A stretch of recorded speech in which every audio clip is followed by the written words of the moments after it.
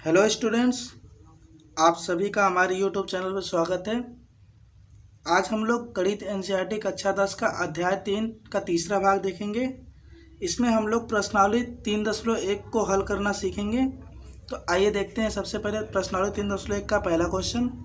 इसमें देखिए क्या दिया है कि आफताब अपनी पुत्री से कहता है, 7 वर्ष पूर्व मेरी आयु तुम्हारी आयु की 7 गुनी थी। ठीक है। और फिर कहता है कि अब से 3 वर्ष बाद मेरी आयु तुम्हारी आयु की 3 गुनी हो जाएगी। तो इस स्थिति को बीजगणितीय एवं ग्राफी रूपों में व्यक्त कीजिए। तो आइए देखते हैं इसको हम लोग कैसे सॉल्व करेंगे।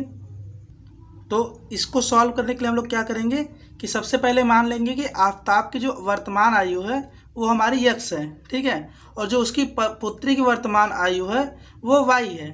ठीक है। तो अब देखिए इसके बाद क्या करेंगे कि जो जो क्वेश्चन में दिया गया है उसके अकॉर्डिंग हम लोग इक्वेशन की लिखने की कोशिश करेंगे। देखिए तो लिखा है 7 वर्ष पूर्व मेरी आयु, आफताब कहता है अपनी पुत्री से कि 7 वर्ष पूर्व मेरी आयु तुम्हारी आयु की 7 गुनी थी। तो देखिए भाई क्या है कि आफताब की जो वर्तमान आयु है वो है हमारी यक्स। तो 7 वर्ष पूर्व इसकी आयु क्या होगी, यक्स माइनस 7। ठीक है। जैसे आप लोग कहेंगे कि अगर आपकी वर्तमान आयु मान लीजिए 18 है, तो अगर कोई कह देगा कि 7 वर्ष पहले आपकी आयु कितनी होगी, तो आप क्या कहेंगे कि अपनी वर्तमान आयु में से 7 घटा देंगे। तो वैसे यहाँ पे देखिए आफताब की अगर वर्तमान आयु अगर यक्स है तो 7 वर्ष पूर्व उसकी आयु कितनी होगी, यक्स माइनस 7। ठीक है। और उसकी पुत्री की 7 वर्ष पहले कितनी आयु होगी, तो वाई माइनस 7। अब क्या कह रहा है, क्वेश्चन में कह रहा है कि जो आफताब की 7 वर्ष पूर्व आयु थी वो उसकी पुत्री की आयु की 7 गुनी थी। ठीक है। तो देखिए ये इसकी पुत्री की 7 वर्ष पूर्व की आयु है और इसी की जो 7 गुनी है वही तो आफताब की आयु है ना, 7 वर्ष पूर्व। तो अब इसको ये देखिए हमारा हो गया क्वेश्चन नंबर 1। अब इसको सॉल्व कर लेंगे। ये देखिए हो जाएगा यक्स माइनस 7 इक्वल टू, ये देखिए 7 का अंदर गुणा करेंगे तो हो जाएगा आपका 7y, और 7 का 7 में गुणा करेंगे तो कितना हो जाएगा हमारा 49। ठीक है। तो आप देखिए ये होगा यक्स, इधर लाएंगे तो इसको हो जाएगा ये माइनस 7y, ये आपका इधर जाएगा तो प्लस 7 हो जाएगा, और ये आपका प्लस 7, तो 49 में 7 जाएगा तो कितना होगा माइनस का 42। ये हो गया हमारा इक्वेशन नंबर 1। ठीक है। अब देखिए दूसरी स्थिति में क्या कहता है कि अब से 3 वर्ष बाद, अब से 3 वर्ष बाद जो मेरी आयु है, आफताब कहता है जो मेरी आयु है वो तुम्हारी आयु की 3 गुनी हो जाएगी। तो भाई लिख लो सीधे सीधे, आज से 3 वर्ष बाद आफताब की आयु कितना होगा, x प्लस 3। उसकी पुत्री की आयु कितनी होगी, y प्लस 3। अब कहता है कि 3 वर्ष बाद जो उसकी आयु होगी उसकी पुत्री की आयु की 3 गुनी होगी। तो ये हो गया 3 गुना, ये आपस में होगा बराबर। तो देखिए आप इसको सॉल्व करेंगे तो ये हो जाएगा x plus 3 equal to 3y plus 9। 3 का गुणा करेंगे 3 में तो हो जाएगा 9। अब देखिए इसको इधर पक्षांतर कर लेंगे तो ये देखिए हो जाएगा x minus 3y equal to, ये देखिए 9 में से 3 जाएगा तो कितना बचेगा 6। ये होगा हमारा समीकरण नंबर 2। ठीक है।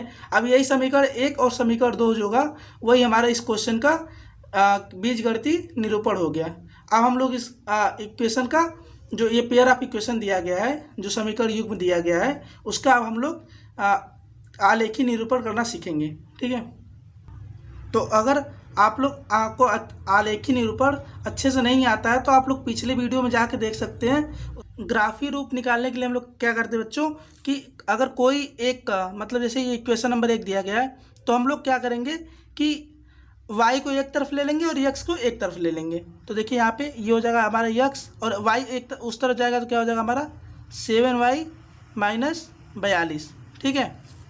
अब देखिए अगर y में हम लिखेंगे इस इक्वेशन को तो क्या हो जाएगा हमारा, ये देखिए माइनस 42 इधर आएगा क्या हो जाएगा हमारा x धन 42, और ये देखिए गुणा में 7 है ना तो इधर आएगा तो क्या हो जाएगा हमारा भागा में 7। ये इक्वल टू में क्या हो जाएगा हमारा y। ठीक है। अब ऐसे ही देखिए इक्वेशन नंबर 2 को लिखेंगे तो क्या हो जाएगा हमारा y में लिखेंगे तो ये हमारा हो जाएगा इक्वेशन नंबर 2 x माइनस 6 बराबर 3y। ठीक है। अब देखिए ये हो जाएगा हमारा x माइनस 6 बटे के 3, ये हो जाएगा हमारा y बराबर। अब हम लोग क्या करेंगे x और y में एक टेबल बना लेंगे, दोनों समीकरण का अलग अलग। तो देखिए बनाते हैं।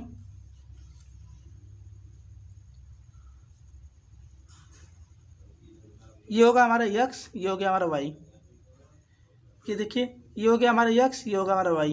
अब हम क्या करेंगे कि यक्स का एक एक पॉइंट पे एक एक वैल्यू लेते जाएंगे और इक्वेशन में पुट करते जाएंगे और उसके अकॉर्डिंग हम लोग वाई का वैल्यू निकालते जाएंगे उस पॉइंट पे।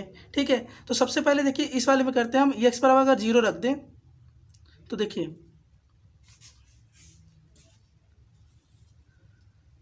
यदि हम यक्स बराबर 0 रख देंगे तो देखिए वाई बराबर हमारा क्या हो जाएगा, यक्स बराबर अगर 0 रख दें तो यहाँ हो जाएगा 0, ये हो जाएगा हमारा +42/7। तो ये हो जाएगा हमारा 42/7। ये कितना आ जाएगा, 7 × 42 आ जाएगा कितना, 6। तो वाई का मान हमारा कितना आ जाएगा, 6। अब हम लोग यक्स की जगह पे 7 रख के देखते हैं। तो देखिए अब जब हम यक्स की जगह पे 7 रखेंगे तो ये हमारा क्या हो जाएगा, वाई बराबर 7 धन 42/7। अब देखिए कितना हो जाएगा हमारा, ये हो जाएगा 49/7। कितना आ जाएगा हमारा, 7।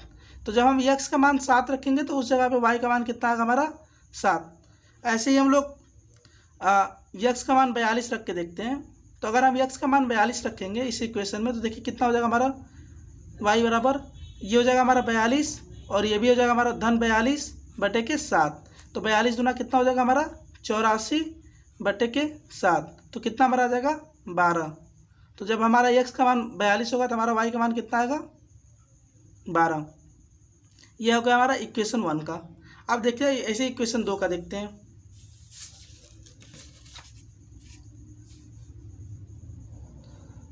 अब इस इक्वेशन में देखिए अगर हम यक्स का मान अगर 6 रख देते हैं, तो अगर यक्स का मान 6 रखते हैं सबसे पहले तो देखिए यहाँ पे यक्स की जगह पे 6 रखेंगे तो ये होगा 6, 6 में 6 गया कितना होगा, 0। और 0 में किसी भी संख्या से भाग देंगे तो क्या आएगा हमारा, 0। तो हमारा वाई का मान कितना आ जाएगा, 0।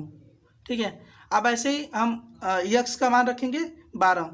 तो जब हम यक्स का मान अगर 12 रखेंगे तो ये देखिए यहाँ पे 12 हो जाएगा। तो 12 में से 6 जाएगा तो हमारा कितना बचेगा, 6। और 6 में 3 का भाग देंगे तो कितना बचेगा, 2। तो जब हमारा यक्स का मान 12 था तब वाई का मान था हमारा 2। ऐसे हम लोग यक्स का मान 42 रख के देख लेते हैं।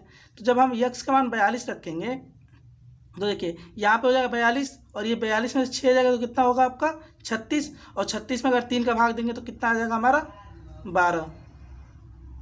ठीक है, अब देखिए ये हमारा ये इक्वेशन नंबर 1 में यक्स और वाई का पॉइंट्स मिल गया है और ये हमारा इक्वेशन नंबर 2 का यक्स और वाई का पॉइंट मिल गया है।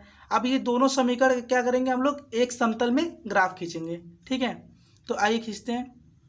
तो जो हमारा पहला इक्वेशन था x - 7y + 42 = 0, तो उसके जो कोऑर्डिनेट्स आए थे वो आया था हमारा 0,6, 7,7 और 42,12। और जो हमारा दूसरा इक्वेशन था वो x - 3y - 6 = 0, उसके जो कोऑर्डिनेट्स आए हैं वो है हमारा 6,0, 12,2 और 42,12। तो आइए इन पॉइंट्स को हम लोग एक समतल में खींचते हैं और देखते हैं ये दोनों इक्वेशन आपस में कहाँ एक दूसरे को कट करते हैं। ठीक है, तो देखिए अगर हम सबसे पहले वाले इक्वेशन का अगर ग्राफ खींचेंगे तो देखिए पहला जो हमारा पॉइंट है 0,6, तो देखिए एक्स एक्सिस पे 0 हमारा कहीं यहीं पे होगा और वाई एक्सिस पे हमारा 6 जाइए।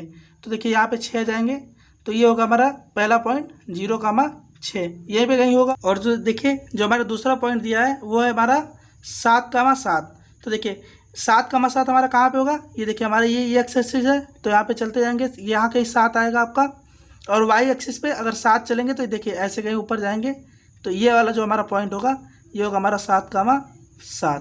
ठीक है, अब ऐसे ही देखिए तीसरा पॉइंट क्या है, 42,12। तो देखिए एक्स एक्सिस में 42 जाना है तो हमारा मान लीजिए यहाँ पे कहीं आ गया 42 और देखिए 12 जाना है तो देखिए वाई एक्सिस में 12 जाएंगे तो ये देखिए यहाँ पे कहीं आ जाएगा हमारा 42,12। ठीक है, अब इसको हम मिलाते हुए एक रेखा खींचेंगे तो ये होगा हमारा पहले इक्वेशन का ज्यामितीय निरूपण। ठीक है, तो देखिए आप इसको मिला देंगे तो देखिए ये वाला जो हमारा लाइन है वो हमारा इक्वेशन है x - 7y + 42 = 0। ठीक है, अब दूसरा हम लोग लाइन खींचेंगे दूसरा इक्वेशन का। तो दूसरा इक्वेशन का जो पहला पॉइंट है वो है हमारा 6,0। तो देखिए एक्स एक्सिस पे 6 जाएंगे तो कहीं यहीं पे आएगा, 6 हमारा यहाँ पे होगा एक्स एक्सिस पे, और जो वाई एक्सिस पे हमारा 0 होगा वो यहीं पे होगा। तो हमारा जो पॉइंट होगा 6,0 वो यहीं पे कहीं होगा। और दूसरा पॉइंट क्या है हमारा 12,2। देखिए 12,2 हमारा, देखिए एक्स एक्सिस 12 यहाँ पे कहीं होगा, और जो हमारा 2 होगा वो देखिए यहाँ पे कहीं होगा। तो ये हो गया हमारा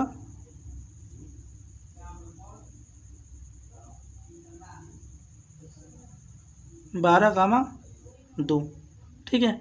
अब ऐसे ही अगर तीसरा पॉइंट खींचेंगे 42,12, तो 42,12 देखिए यहाँ पे है ना, तो ये पॉइंट हो जाएगा। अब हम लोग इसको मिला देंगे, तो ये वाली जो लाइन होगी तो ये होगा x माइनस 3y माइनस 6 का, ये होगा आपका ग्राफी निरूपण। ठीक है, ये ग्राफी रूप ये लाइन होगी x minus 3y minus 6 equal to 0 का। ठीक है। अब ये देखिए दोनों जो इक्वेशन का लाइन है, ठीक है, तो ये देखिए कहाँ पे कट कर रही है, ये 42,12 पे कट कर रही है ना आपकी, दोनों लाइन है वो एक बिंदु पे कट कर रही है, जो बिंदु मिल रहा है हमें 42,12।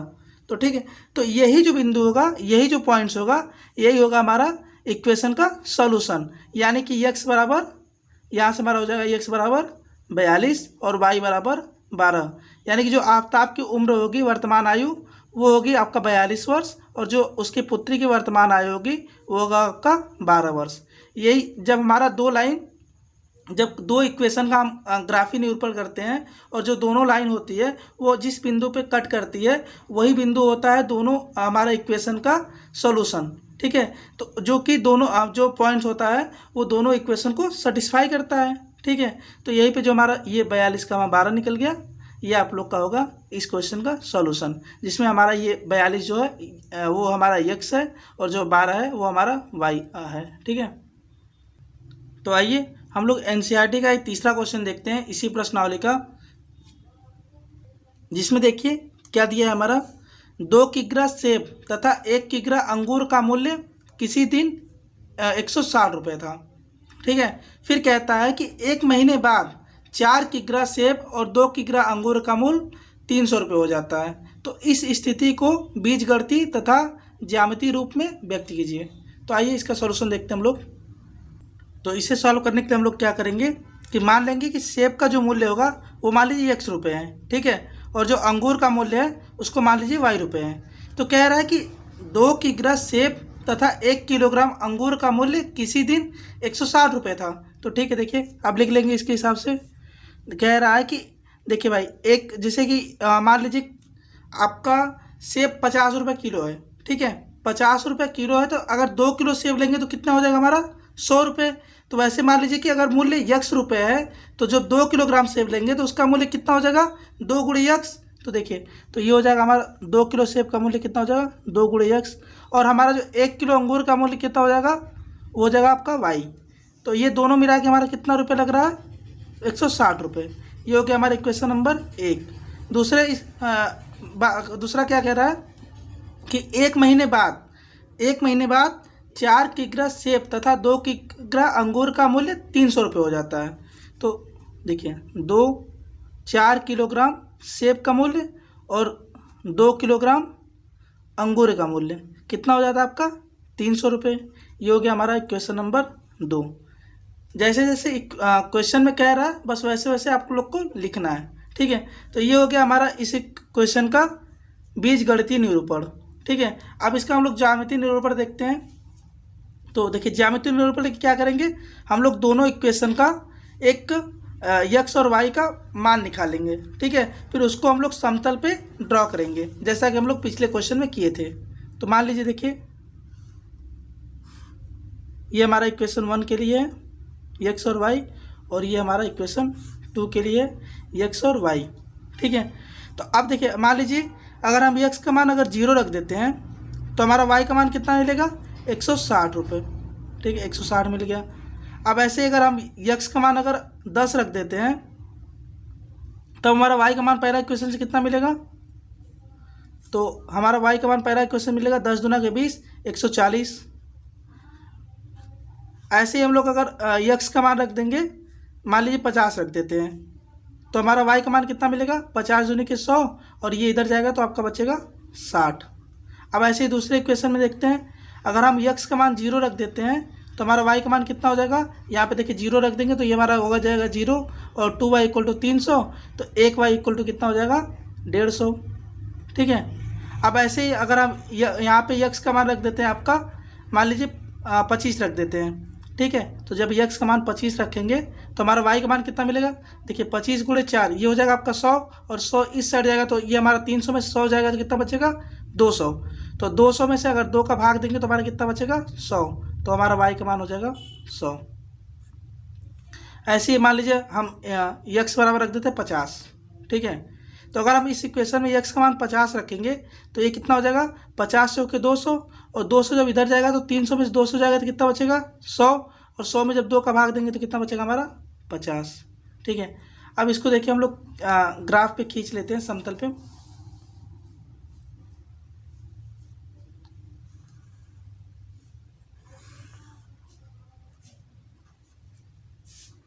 ये हमारा एक्स एक्सिस है और ये हमारा वाई अक्ष है, ठीक है। तो पहला पॉइंट हमारा कितना है 0,160।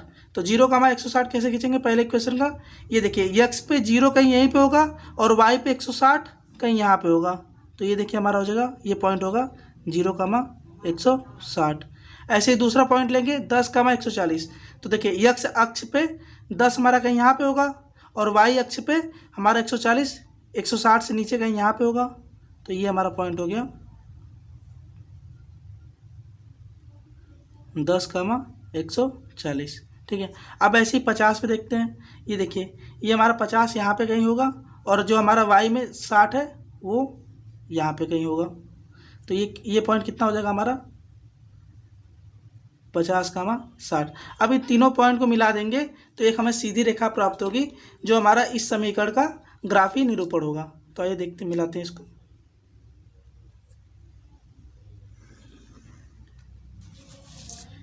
देखिए ये हो गया हमारा इक्वेशन 1 का, ठीक है। ये हमारा इक्वेशन 1 का ग्राफी निरूपण हो गया। अब दूसरे इक्वेशन का करते हैं हम लोग ग्राफी निरूपण। देखिए यहाँ पे पहला पॉइंट हमारा 0,150। तो देखिए यक्स पे 0 कहीं यहीं पे होगा और 150 हमारा कहाँ होगा, देखिए यहाँ पे कहीं होगा 150, 140 से ऊपर 150 यहाँ पे कहीं होगा, ठीक है। अब देखिए 25,100। तो देखिए दूसरा पॉइंट 25,100। तो देखिए यक्स पे 25 कहीं यहाँ पे होगा और जो हमारा 100 होगा वो मान लीजिए कहीं यहाँ पे होगा, ठीक है। तो ये हमारा पॉइंट हो गया 25,100। ये हमारा जो पॉइंट था वो था हमारा 0,150, ये वाला पॉइंट। और देखिए तीसरा पॉइंट क्या हमारा 50,50। तो देखिए ये हमारा है 50। तो ये देखिए 50,50 यहाँ पे कहीं होगा, ये हमारा 50,50। अब इन तीनों लाइन को तीनों पॉइंट्स को मिला के एक लाइन खींच देंगे।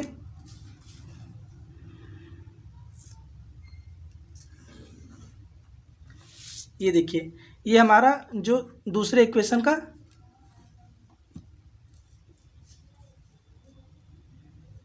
ये हमारा दूसरे इक्वेशन का ग्राफ है। तो अब देखिए यहाँ पे क्या दिख रहा है कि जो दोनों लाइन है, दोनों समीकरण का जो ग्राफ है वो आपस में पैरेलल हो गया, ठीक है। ये दोनों आपस में कहीं कट ही नहीं करेगा। अगर इसको पीछे ले जाएंगे इधर तो देखिए ये आपस में कहीं कट करेगा नहीं करेगा।